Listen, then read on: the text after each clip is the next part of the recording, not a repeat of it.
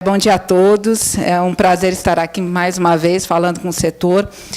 Peço desculpas quem esteve em Brasília, porque a apresentação é basicamente a mesma que a gente tem feito. Tanto é que eu e o Marcos, que é o chefe do posto de Itajaí, nós estamos à frente da redação da 81. Tá?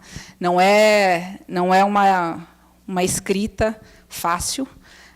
Então, é uma discussão que já vem há algum tempo dentro da casa, mas que a gente, acho que está quase chegando lá, né? Eu sei que muita coisa acontece, a gente teve recentemente uma IN da Receita Federal, que é 1737, que fala só de remessa expressa, que vai alterar significativamente o que a gente já tinha escrito a respeito dessa modalidade.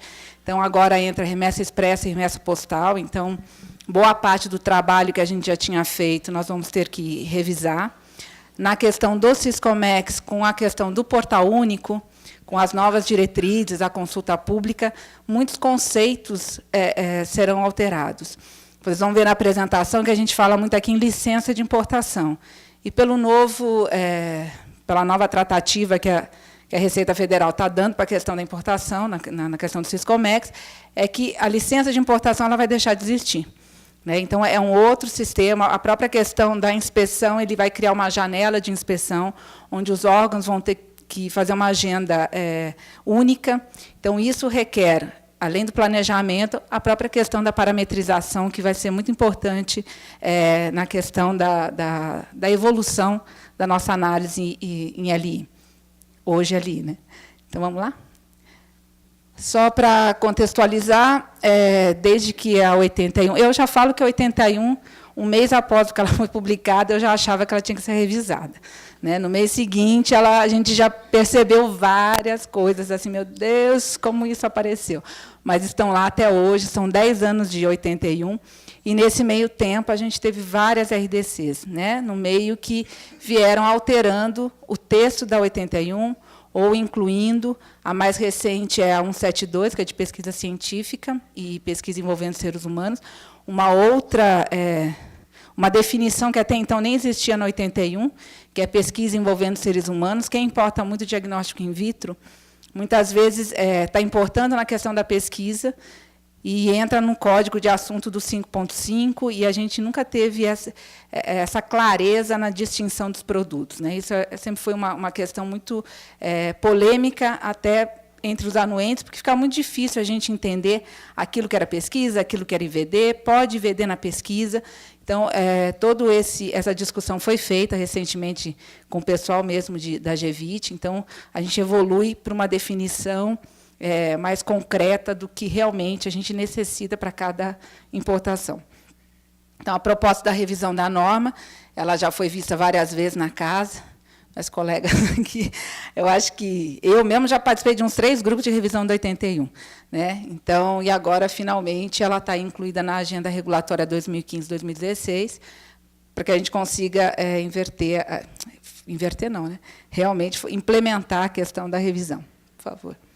Então, em outubro de 2016, foi quando a GCPAF instituiu esse novo grupo de revisão da 81. Ao todo, foram chamados 18 servidores de portos, de aeroportos e de fronteiras, quem atua em remessa expressa, em remessa postal, em importação Siscomex, para que a gente começasse a discutir a 81, né, os principais pontos que precisavam ser discutidos.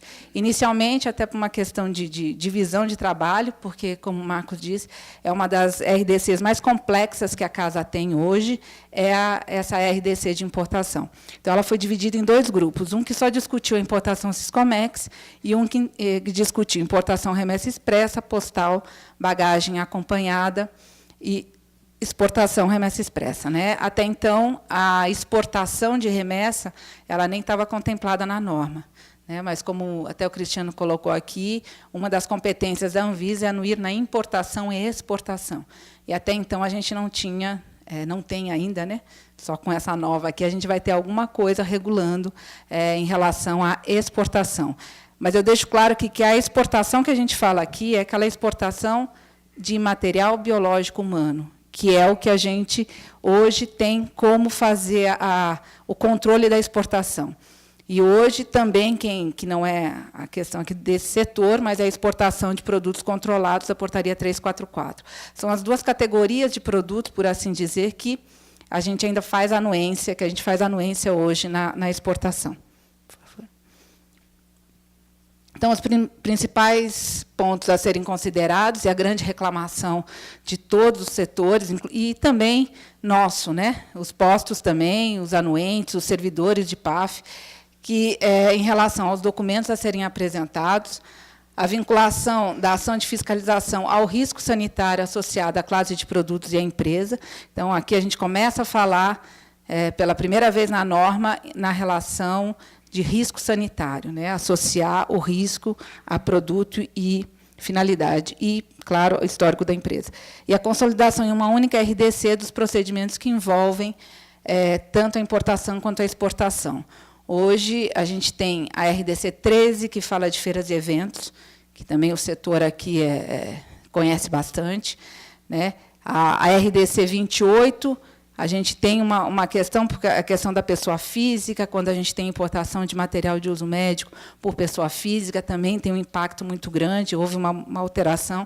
A própria 48, em 2012, né, que quando retirou a questão do pré-embarque, e a questão do documento de averbação. Então, são modificações que a gente tenta resgatar e transformar em uma só. Então, a ideia é que essa nova RDC ela realmente revogue todas as outras, né? E todos os capítulos de importação que hoje a gente tem em RDCs distintas. A RDC da pesquisa clínica, a gente não vai revogar a RDC da pesquisa clínica, mas ela tem um capítulo de importação. Então, a ideia é trazer uma nova redação, mas para dentro dessa nova legislação. Isso foi uma demanda de todos os setores, né? Então, você ter um único documento, né, onde você puder, eu quero importar produto para a saúde regularizado. Qual é a finalidade? É comercial, é industrial, é pesquisa? O que eu vou fazer com esse produto? E aí, de uma forma simples, em um único documento, em uma única legislação, vocês terão essa dimensão, né, de como proceder com a importação. Então, cronograma de atividades. Então, como eu falei, a gente começou em outubro, até fevereiro deste ano, foi a reunião com esse grupo técnico. Esses 18 servidores, mais o pessoal da GCPAF sempre presente. De março a agosto, como o Marcos comentou, é o tempo da reunião com as áreas técnicas. Então, a gente escreveu, a gente fez uma proposta de importação, de documentos, e para cada área técnica a gente teve uma reunião. Então, essas reuniões, eu e o Marcos, que participamos com todas as áreas técnicas, a gente teve uma reunião. Aliás, com a GGTPS, eu confesso que não foi uma só, porque a discussão era vasta. Então, a gente teve com GGTPS, GEMAT, GEVIT, equipe, todas elas, a gente sempre opinando, levando. O que vocês entendem com a questão do material usado, material recondicionado, preservativo, dispositivo de alta complexidade, aquela que é regularizado, o que não é. E até trago para vocês, eu sei que amanhã vai estar tendo um seminário de dispositivo médico em Brasília. A gente acredita, e já conversei com o pessoal da GTPS também, que até algumas definições que hoje a gente tem, né, hoje a gente trata como produtos para a saúde. A gente, na revisão, a gente já colocou, já separou em equipamentos, material de uso médico, produto IVD. Mas eu nem sei se essa realmente vai ser a disposição, ou se a gente vai tratar com uma única classe dispositivo médico. Então, é uma definição que a própria área tem que trazer para a gente, aquilo que o mercado estiver exercendo e trabalhando com isso. Então, agora, esse seminário mesmo, que é da questão toda da regulação a nível internacional. Então, como que a gente vai internalizar essas definições dentro da norma? Por isso que o que eu apresento aqui, que eu trago para vocês, é uma proposta. Tá? Não é nada definitivo, é fruto da discussão com os nossos próprios colegas e com as áreas técnicas. Aqui, só trazendo para vocês o que hoje a 81 ela é compartimentada, né? Ela tem um capítulo que fala de cada módulo de importação, depois ela... Pode passar. Eu não vou ler, gente, porque essa é 81 que vocês estão... conhecem mais do que eu. Capítulo 4, que fala de empresas, então, da questão da regularização da empresa, o que ela tem que ter. O capítulo 5, que é de bens e produtos. Então, quais as características, a identificação obrigatória que a gente tem em embalagem. E por que eu trago isso? Porque a 81 ela foi feita de uma forma muito genérica. Ela trata todos os produtos da mesma forma. Então, quando você lê aqui, por exemplo, bens e produtos, embalagem primária e secundária identificada em conformidade com as boas práticas de fabricação. Ótimo. Para medicamento. Isso não se aplica para cosmético, isso não se aplica para alimentos. BPF, a gente também não vai ter acesso às questões das informações do registro. Hoje, o que a gente tem, o que a gente utilizava até então, era a instrução de uso, aquela que vocês apresentam lá, mas que está lá no antiga Visadoc, ainda está funcionando o Visadoc?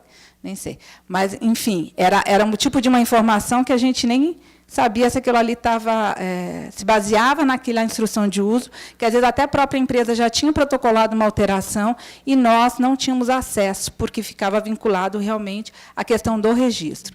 Então, são algumas modificações que a gente levou para a área técnica e a gente teve um retorno bastante positivo. Acho que a gente conseguiu enxugar bastante a questão dos documentos. Os outros capítulos que envolvem a área é o de produto médico recondicionado e o de fonte radioativa selada, que, no nosso entendimento, vai deixar de ser um capítulo, ele é apenas uma exigência, né? No caso de dentro lá do capítulo ou do artigo que vai falar de produto médico, você vai ter a questão como trazer um recondicionado ou como fazer a importação de fonte radioativa. Fonte radioativa selada também. Conversamos com o pessoal da GGTES, com o pessoal do CNEM, a gente sabe que muitas das informações, hoje a gente tem aquela notificação, tem que apresentar, a gente já sabe que, na importação, essas informações já existem, então é um documento que é uma notificação que a Anvisa tem que fazer, uma notificação que vocês têm que cumprir, quando vocês não cumprem no prazo, a gente ainda autua, porque não informou nos 60 dias, né? 60 dias a questão da fonte. Então, são pequenas coisas, né, que a gente foi pontuando e que a gente está trazendo aí uma certa melhoria. E o capítulo 39, né, que fala do procedimento 4 para produtos para a saúde, procedimento 5, no 5.5 entrou o produto. A gente não entende até hoje por que o diagnóstico in vitro foi parar lá no 5, mas, né, não sei, lá quem escreveu 81 ou esqueceu de pôr ele antes e colocou ele no final, mas a ideia é justamente agrupar e trazer essa ideia, né? Vocês querem importar esse tipo de produto? Vamos num local único, numa sequência lógica, para que a gente possa seguir o processo de importação. Então, as principais propostas de alteração que a gente traz, principalmente, vou falar aqui na questão de documentos. Tá? Inicialmente, falando da abrangência, a gente define, deixa muito mais clara a questão que é qualquer pessoa física ou jurídica que atue na cadeia logística de importação e exportação. Então, aqui, a gente reafirma o compromisso e a responsabilidade de todos os intervenientes, importadores, transportadores, armazenadores e o terceiro contratado. A gente sabe que medicamento também tem bastante, mas a questão de importação terceirizada para produtos para a saúde é uma prática comum, e isso facilita em alguns momentos, mas, na maioria dos casos, como o Cristiano mesmo disse, é um documento a mais para se ver, e é o que também a gente ficou muito receoso em como tratar esse tipo de importação num possível canal verde. Como que a gente vai fazer isso se eu tenho um documento obrigatório no qual eu tenho que avaliar?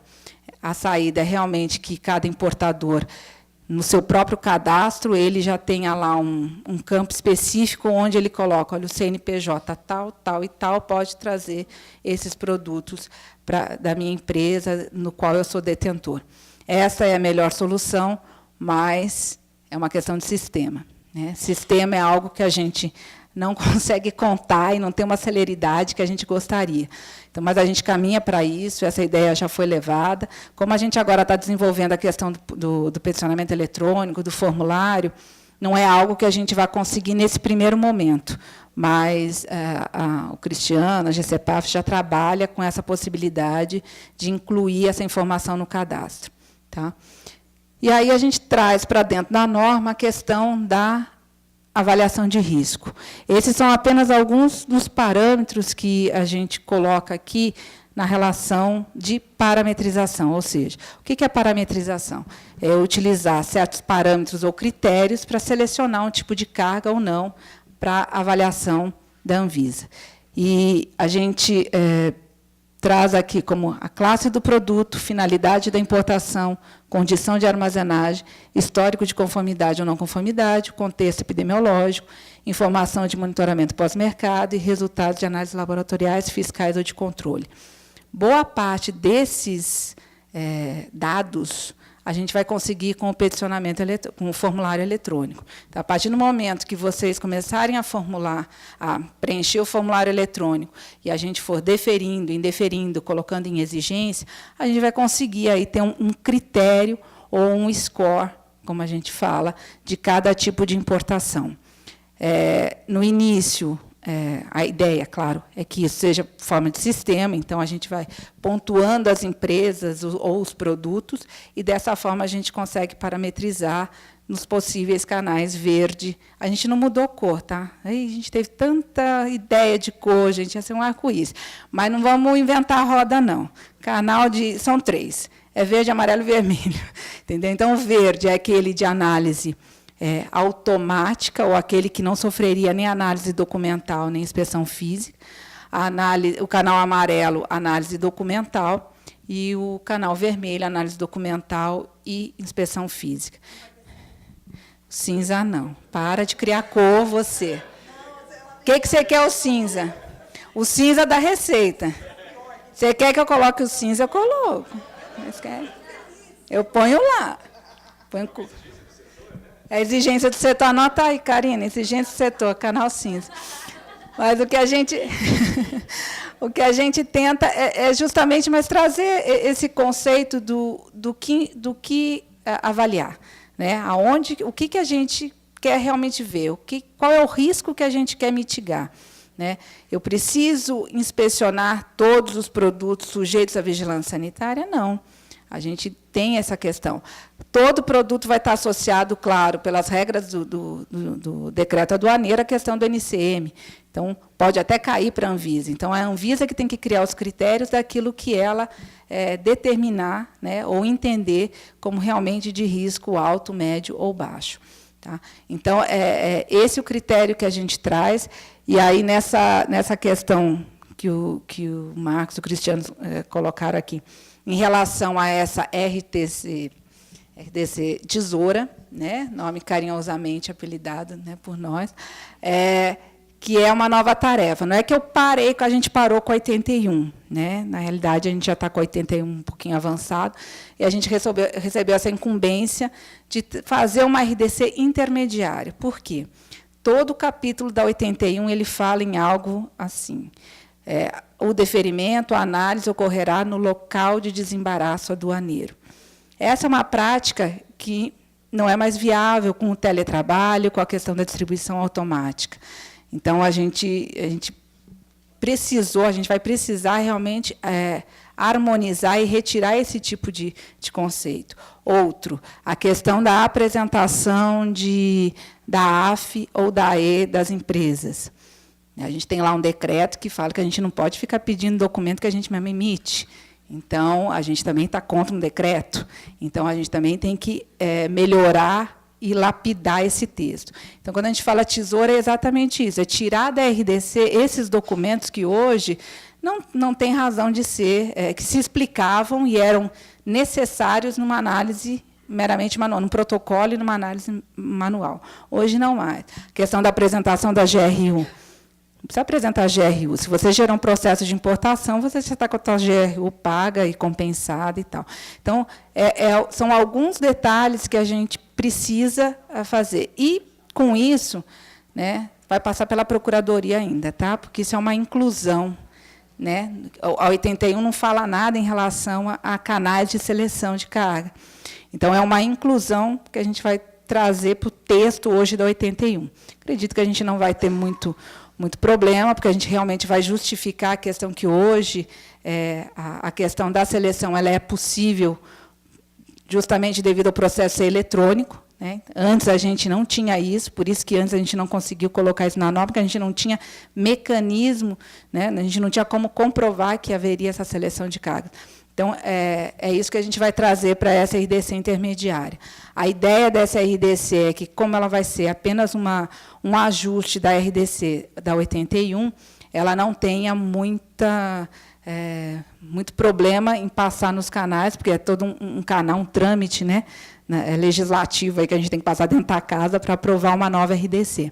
Mas a ideia é que justamente ela nem saia com consulta pública, se a gente conseguir justamente só justificar que é um ajuste em relação a hoje, o que existe na questão do peticionamento eletrônico. Não vamos criar nada, não vamos inserir nenhum documento, nenhuma exigência, nada, né? A ideia dessa RDC intermediária é justamente isso, é fazer uma limpa naquilo que está demais hoje na 81, com o peticionamento eletrônico e com a distribuição automática. E, como eu disse para vocês, a novidade desse novo texto é o quê? Ele não traz o modelo por procedimento, ou seja, por classe de produto. Então, vai lá, procedimento 1, substância, procedimento 2. Não. A gente traz a questão da finalidade da importação. Então, por quê? Porque a finalidade, para a gente, está muito associada ao risco também do produto. Então, é a finalidade, lembra que eu falei lá? Finalidade, produto, importador. Então, essa é a tríade que a gente vai trabalhar na questão da gestão do risco. Então, quando eu falo ali finalidade comercial e industrial, eu vou ter a subseção produtos para a saúde, a subseção medicamento, uma subseção para alimento, para cosmético, e assim vai. E a ideia é que, justamente, os diferentes sejam tratados diferentes. Eu não posso fazer uma exigência, por exemplo, de rotulagem para um alimento do mesmo teor de um medicamento, né? Então, essa é a nossa intenção, é justamente colocar cada classe com a sua especificidade. Então, finalidade comercial, industrial, a realização de teste que já existe. Aí vem a exposição ou demonstração, que é a RDC 13. A ideia, então, é trazer a RDC 13 para dentro dessa norma. Pesquisa clínica, como eu falei, é só os capítulos de importação da pesquisa clínica. Pesquisa envolvendo seres humanos, pesquisa científica, que é da 172. A finalidade de doação, produto não passivo de anuência da Anvisa, e para uso hospitalar e estabelecimento de saúde. Até eu estava fazendo essa revisão ontem à noite, eu vi que produtos não passíveis de anuência da Anvisa não seria nenhuma finalidade de importação. Na realidade, ela deveria mais estar incluída ali na finalidade comercial e industrial quando o produto não tem anuência da Anvisa, que é aquela questão do NCM, ou até aqueles produtos que não têm regularização na Anvisa, como é o caso dos reagentes de laboratório específicos para pesquisa científica. Então, exatamente. Então, a ideia é justamente linkar e separar cada classe de produto para cada finalidade de importação.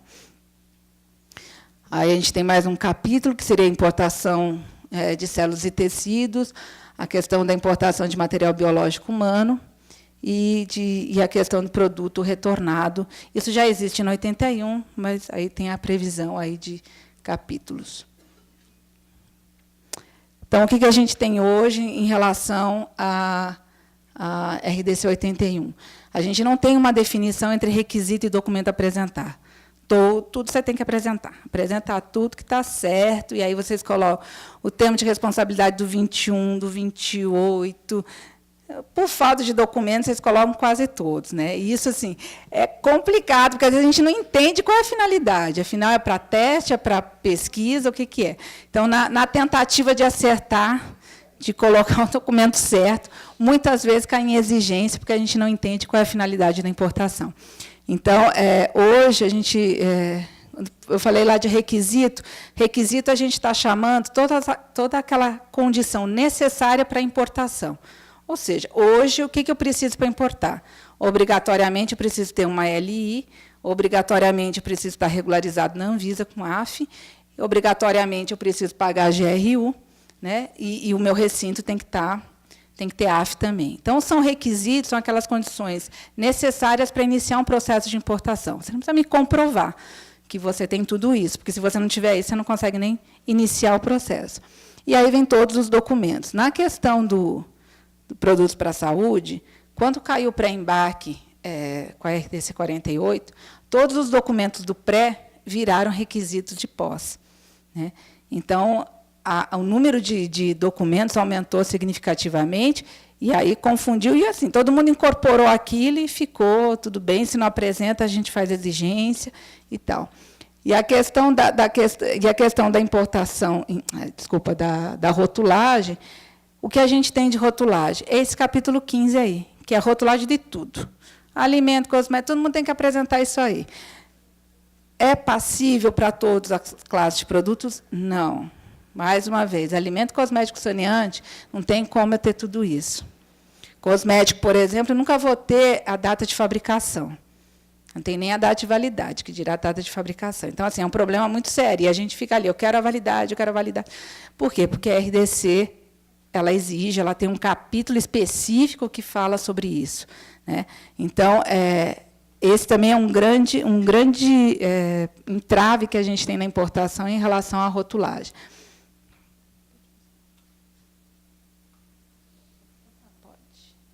Então, a proposta é, por exemplo, a parte de produtos para a saúde, ele ficar, a gente dividir, mas eu já falo para vocês, a gente ainda está revendo essa questão dessa divisão, de acordo com a nova nomenclatura ou a nova divisão que a própria área técnica vai nos trazer.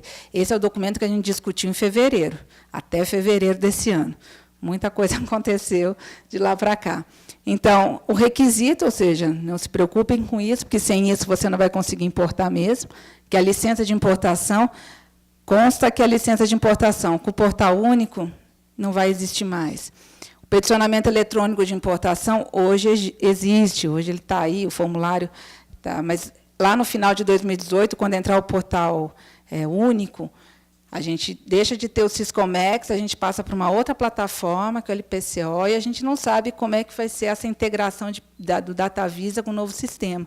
Se o DataVisa também vai ter que ter uma nova interação com o sistema. Então, a gente precisa estar aqui hoje do jeito que a gente entende, mas provavelmente até a consulta pública a gente tem alguma revisão. Pagamento da GRU, AF, a AF do transportador, do armazenador e, claro, a regularização do produto na Anvisa. Os documentos, então, a gente diminuiu aqui para 4, aí vocês, meu Deus, a verbação voltou. Ai, gente, então, gente, nós estamos discutindo. Tá? Nós estamos discutindo, meu chefe já falou para mim, Elise, tira esse documento daí, entendeu? Mas é desnecessário. Aí, assim, eu falo para vocês, quando a gente estava fazendo a revisão, o grupo, a gente falava que cada um ali tinha um documento do coração, né? O meu é a verbação, gente. Mas aí eu comecei assim, foram tantas as mudanças, a gente não falava na questão de parametrização quando teve a discussão. E aí eu coloco aqui para a gente muda de ideia, acho que a gente está aqui para isso. Como que eu vou solicitar uma verbação de presença de carga se eu estou pensando num canal verde? Então, por que eu vou instituir uma questão, uma análise, parametrizar por menor risco e exigir um documento que hoje é necessário se eu for fazer a inspeção? Então, não fiquem apreensivos, esse é um documento que é fruto da discussão até fevereiro desse ano. Como eu já disse, nós vamos ter que reunir todo esse grupo de novo e à luz do que vem acontecendo e com as novas diretrizes da própria Receita Federal em relação ao portal único, muita coisa aqui ainda vai mudar. Tá? Mas essa, como eu falei para vocês, é uma proposta. Tá? Não é definitiva, é sujeito a alterações, não fiquem nervosos. E a questão de embalagem primária e secundária, a gente muda a questão de rotulagem para identificação. Tá? Também era um grande problema que tinha, porque a rotulagem era aquilo que estava no dossiê de registro, e a gente não tinha acesso à rotulagem. Como é que a gente ia fazer isso? Então, a gente coloca a identificação mínima. A identificação mínima, para a questão de equipamento, de produto para a saúde, basicamente é o que vocês têm que informar no dossiê de registro mesmo, né? Ou seja, são aquelas informações que vão nos dar os dados de rastreabilidade do produto, né? Então, oi? É isso, vamos ver se vai. Né? Então, a ideia é essa, desde que a gente tenha as informações mínimas que garantam a rastreabilidade do produto em território nacional, então, essas são as informações que a gente trabalhou junto com a área técnica. Então, a GGTPS ela esteve presente em todas as reuniões de discussão, tanto de documento quanto de identificação do produto. A verbação, a GGTPS gosta também, viu? Não fica falando que sou só eu, não. Partes e equipamentos, né? Porque também a gente tem uma grande dificuldade em relação à parte, peça e acessório. E eu digo assim, às vezes até vocês mesmo, na hora que vocês vão fazer o LI, vão descrever o produto, vocês utilizam o NCM parte, peças e equipamentos. E a gente não sabe se aquilo é parte, se aquilo é peça, se aquilo é acessório. Na reunião que a gente teve lá em Brasília, o Anderson, da GGTPS, levantou a questão de peça, que a peça não precisa de registro. Ok, não precisa de registro, mas ele pode fazer parte daquele registro especificamente, e aí sim você precisa comprar aquela peça, você ter aquela peça exatamente para o produto. Então, são peculiaridades, especificidades da área. E o que a gente discute é isso. Eu preciso ter essa informação na importação? É necessário que, na importação, eu fique avaliando parte, peça e acessório? Né? Então, o que eu trago aqui para vocês é uma proposta ainda em discussão, porque a gente até discute, já que parte, peça e acessório vai entrar ou não na questão, no âmbito, né, da importação. A parte, sem dúvida alguma, é o que mais importa, inclusive para alguns equipamentos, ela até tem registro em separado. Então, é uma discussão que a gente traz junto com a área técnica, e coloco para vocês, para que a gente possa, né, deixar a coisa num consenso e ver realmente qual é a importância, qual é o risco de cada um deles. Então, assim, o que a gente traz vamos analisar risco. Né? Qual é o risco de parte, peça e acessório? Peça nenhum, parte... não, parte tem um risco maior, acessório nem tanto. Então, qual é a classificação? Como que a gente vai mensurar esse risco? Tá? Estão em discussão. Aí eu trouxe peças de equipamentos, porque, na realidade, o que a gente pensa de peça é que a peça nem tem que ficar na nossa anuência. Mas o que eu trago aqui é aqueles casos de NCM marcado para a Anvisa, e que a determinação ela vai trazer. Tem como a gente mitigar isso? Sem dúvida alguma, no formulário eletrônico. A partir do momento que você colocar a peça e definir que aquilo é uma peça, você está garantindo que aquilo não faz parte ativa do seu equipamento, ele pode até ter um deferimento automático, cair automaticamente no canal verde. Por que não? Né? Então, mas isso, todo esse estudo de risco é realmente em cima do histórico de cada importação. Pode passar.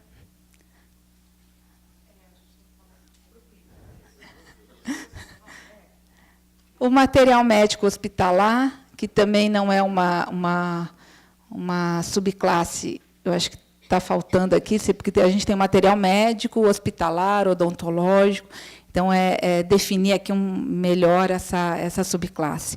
Né? Mas é muito semelhante ao que acontece com o equipamento, né, acabado, e a gente traz aqui a questão do comprovante de esterilidade ser estéril. Uma coisa que a gente falou muito é a questão de uma frase bonita que tem na RDC, no que couber. Gente, se caiu no que couber é porque eu não revisei, juro para vocês, porque não é para ter no que couber nessa nova RDC. Não. Se vier, vocês podem puxar minha orelha, mas o no que couber, não, isso é aplicável, então... A critério da fiscalização pode até ser. Mas assim, isso causa uma certa dúvida e muita dificuldade na hora. Pô, quando que isso é aplicável? E ainda, essa frase que está lá no procedimento 4, certificado de análise ou esterilidade, né, Cláudia? Terrível. Aí o colega acha que tem que estar sempre pedindo certificado de conformidade, certificado de qualidade. E, na realidade, quando isso foi para 81, a ideia era só para produtos estéreis mesmo, mas o texto não ajudou. Então, a gente realmente tem essa dúvida. Então, a gente traz essa discussão, mas o que a gente pretende é justamente o certificado de esterilização, de esterilidade do produto, quando ele for estéril. E por que isso? A própria GTPS também colocou, vocês sabem disso também. O processo de esterilização é uma etapa crítica na questão do registro do produto, né? Quando o produto é registrado, vocês declaram lá um método de esterilização. Então, a gente já teve, infelizmente, não foram poucos os casos de conter lá uma esterilização por óxido de etileno, chegar aqui por radiação gama. Então, é complexo. Então, assim, muda totalmente a questão do registro do produto. Então, a GGTPS, ela entende que esse certificado realmente é necessário na questão da importação. Então, ele vai continuar, mas para aquilo que for estéril, tá, gente? Essa é a nossa ideia. Vamos escrever um texto melhorzinho. Pode. Passou. Aqui do IVD, a mesma lógica, né? A gente não tem a definição de requisito e documento a apresentar, e as informações são as mesmas do capítulo 15 para embalagem primária ou secundária, ou seja, de uma forma geral, a gente tem todas as mesmas informações para todas as classes de produto. Pode passar. E a nossa proposta é justamente bastante similar àquilo que já existe, que eu já apresentei aqui para material de uso médico. E a questão do comprovante de esterilidade aqui é porque a gente teve aquela migração, né? Vários produtos que antes estavam registrados lá como material de uso médico, os tubos de coleta, né, que são estéreis, agora está sob registro da GVIT. E a questão de equipamento também. Por isso que a gente tem que melhorar um pouco e ver essa classificação, porque hoje equipamento, você vai ter o equipamento que é registrado na GEQIP, o equipamento que é registrado na GVIT, e se os critérios são os mesmos, então, como é que a gente vai tratar isso? O diagnóstico in vitro seriam só os reagentes, equipamentos, a gente teria todos os equipamentos, mas a gente faz uma coisa dessa, vão ficar doidos. Falou, pô, na importação tudo é equipamento. No registro a gente tem separação. Então, é algo que a gente também precisa definir, a questão da divisão das classes com a GGTPS. Tá? Aí a questão de testes, né, isso para todas as classes de produtos. Então, a gente está falando aqui, o que entra para teste pode ser produto não regularizado, então, os principais requisitos, que não poderá ser utilizado em seres humanos, não pode ser comercializado, quantidade compatível, definição dos testes, o que vai acontecer com os resíduos. Hoje, isso já existe no termo de responsabilidade, né?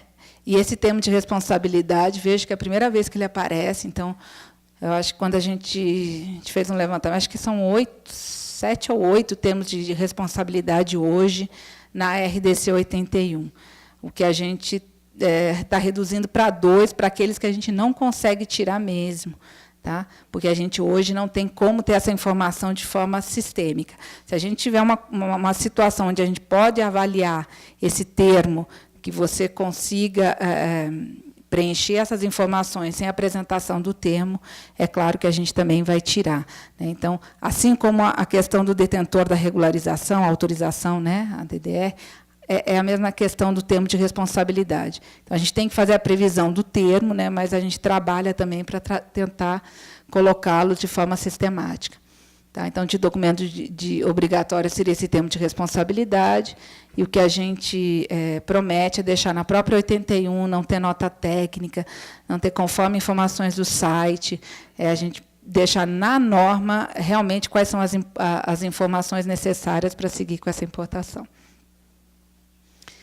E aí a questão de feira e evento, isso a GGTPS ela frisou bastante, a questão da exposição e da demonstração, né, a diferença que existe, aquilo que for para exposição vai ter um segmento normal, os documentos são os mesmos de hoje, e na questão da demonstração a gente coloca aqui a autorização de embarque. Por que a autorização? Mas nunca teve autorização de embarque. Mas, se vocês lembrarem aí da 81, ele fala num parecer técnico conclusivo e favorável. Parecer técnico não precisa de documento, a gente está falando aqui justamente em desburocratizar. Então, vocês mandam para mim, eu faço uma consulta técnica, envio para a GCPAF analisa, responde aquilo em forma de nota técnica, um memorando, devolve para o posto e eu coloco lá, pode importar. Então, não há necessidade desse trâmite todo documental, a gente vai fazer a questão da autorização de embarque para esses casos de demonstração, que são aqueles casos onde o produto que é não regularizado vai ser exposto e vai ter uma interação, qualquer tipo de interação com uma pessoa e tal. Então, via de regra, vocês também sabem disso, geralmente a GGTPS não aprova nenhum, né? Isso está lá. Geralmente, inclusive, ela já até falou por que a gente não tirava isso, mas não entrar num consenso, por isso que está aqui. É até capaz de cair a questão da demonstração também para produto para a saúde. Já não pode para medicamento, né? É a mesma coisa de pesquisa de mercado. Pesquisa de mercado só pode para alimento e cosmético. Então, são classes de produtos que a gente vai deixar muito claro para qual finalidade, qual classe de produto é permitida a importação.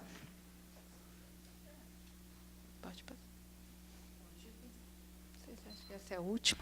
Bem, assim, o que eu trago é isso, são os principais pontos. É claro que a gente está escrevendo bastante, está tentando colocar a coisa de uma forma mais lúdica, né, e didática, mas a gente, claro, precisa e necessita dessa interação com o setor regulado. Eu já recebi várias... o Cristiano fez a gentileza de me mandar, né, vários documentos de várias associações, dos principais problemas que a gente tem na 81, que precisa ser alterado ou não. Então, a Abimed já mandou, eu já até respondi algumas.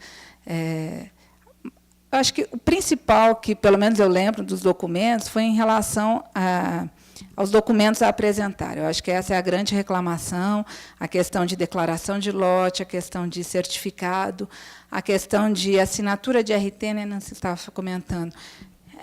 Isso não vai mais existir. A declaração de lote, o RT ter que visar cada página do certificado, né? Parabéns aos RTs. Os RTs agradecem, porque ninguém aguentava mais. Essa caiu. E declaração de lote também não. Agora, a certificação digital, ela veio aí para isso também, né? E aí, assim, até aproveito, falam muito na questão da certificação digital. Gente, certificação digital, ela é possível, ela é aceita, ela não tem problema nenhum em ser aceita. O único problema que a gente tem quando tem uma assinatura digital, não é nem quando a gente não consegue validar a assinatura, é para aqueles processos que ainda são manuais, que não é muito o caso aqui do setor, mas é a questão da remessa expressa, a remessa postal. Essa petição ela não é eletrônica. Então, eu não tenho como anexar documento. Então, se você apresenta para mim um documento assinado digitalmente por fulano, eu não sei quem é aquele fulano, eu não tenho como confrontar aquela assinatura ou avaliar se realmente ele é o responsável técnico ou legal daquela empresa. Então, a gente ainda pede o documento assinado e tudo mais, né? Isso é algo que a gente vai, nessa revisão aí da intermediária e da 81, deixar um pouco mais clara a questão da assinatura digital, que já está na 74, né, que instituiu aí o peticionamento eletrônico, mas deixar claro que os documentos, aquela coisa do reconhecimento de firma, ele cai, né, e a gente passa a aceitar os documentos assinados, mas tem que ser original assinado com a pessoa identificada. Outra coisa também, não adianta assinar documento, aí coloca lá, eu não sei nem quem é, coloca o nome, coloca a identificação da fulana, Elisa, tá, coloca, só assinatura não adianta, às vezes a pessoa esquece, né? Assinou, mas não colocou o nome de quem é. Tem gente que assina bonitinho, né, letrinha cursiva, mas tem gente que não. Então, a gente precisa identificar quem é que realmente está assinando aquele documento, né? É burocrático? Sem dúvida que é. A gente sabe dessa situação, a gente tenta minimizar e desburocratizar na medida do possível, que os sistemas estão avançando. Mas alguns cuidados ainda são necessários. Tá? E a declaração de lote também. a gente já aboliu da questão da revisão, então não há necessidade. A partir do momento que você tiver, inclusive isso está na própria orientação desse grupo, que eu participei com algumas contribuições, e uma das coisas era justamente isso. Se eu tenho um lote declarado hoje, em qualquer documento que faz parte do processo de importação, está lá no invoice, está lá em algum lugar, então não há necessidade de eu pedir a declaração de lote. Tudo bem que está lá previsto, mas a informação eu tenho, né? O lote está lá para mim, então não há necessidade de eu fazer essa solicitação. Então, mas também é uma questão de treinamento, de capacitação, de harmonização. Tá ok? Bem, gente, era isso. Obrigada.